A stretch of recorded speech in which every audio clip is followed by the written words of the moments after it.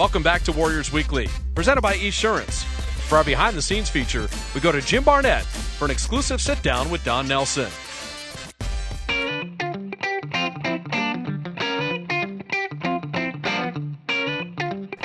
Don, 31 years as a head coach in the NBA, and I want to go back with you as a player for a brief moment.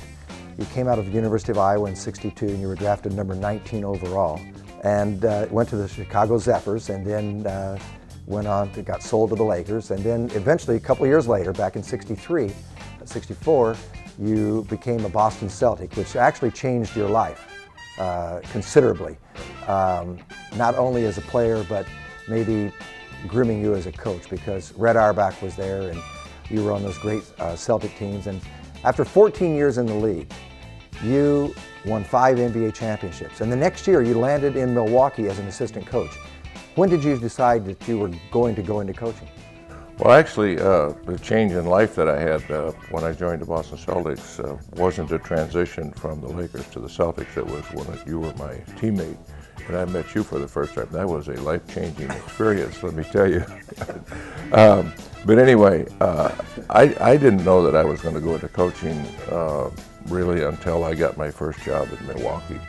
I didn't know how to go about getting a coaching job because, as a player, you're only familiar really with the coach you play for. You don't even know the coaches on a personal level on the other teams. You're competing against them, and so it's kind of awkward to even know how to get a job as an ex-player. So I actually started to prepare myself for a career as an official.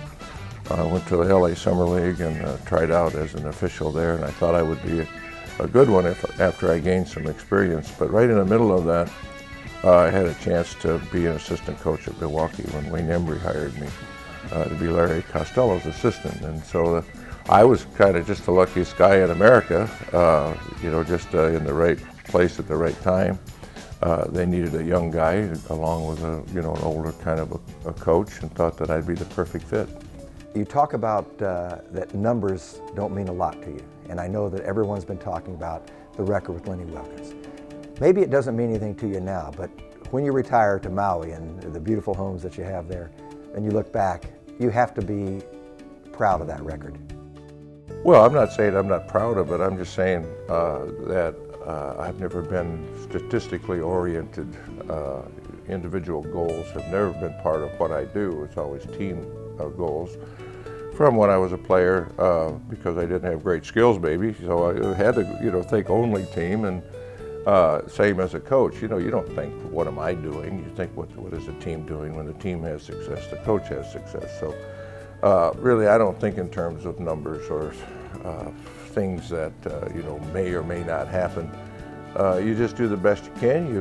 You try to get your players to play the right way, where they play to win and they play to share the ball and do the positive things good teams do, and then you kind of let it fall wherever it falls.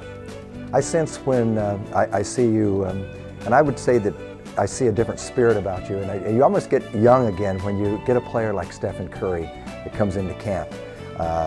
Someone that you coveted, didn't think was going to be available, and then he lives up to the expectations that you had for him. That has to make you feel very rewarded.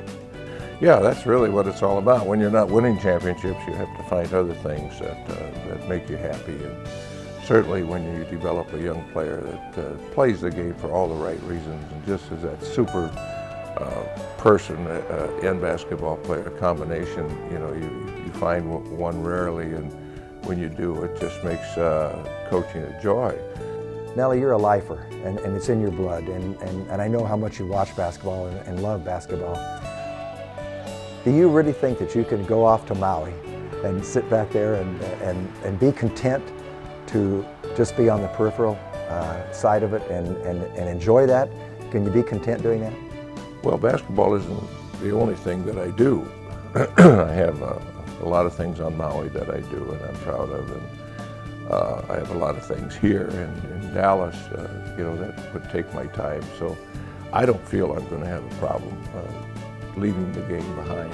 I'll always enjoy it and watch it and, do those sorts of things.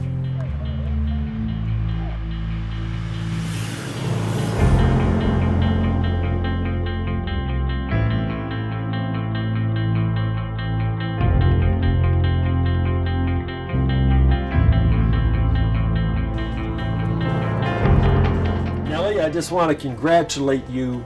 1,333 wins. And all I can say, it was a long, long time ago when you and I were driving in that van in Rio de Janeiro on a Players Association trip. And we're both not only here standing, but one is standing at the top of the absolute coaching, mountain. And I just want to congratulate you on this incredible accomplishment. Hey Nelly, congratulations. It's a huge achievement. I'm happy for you. You've been a credit to the game, and we all are very pleased that it's you. The 14-year player, the 31-year head coach, is now the all-time coaching leader in NBA history.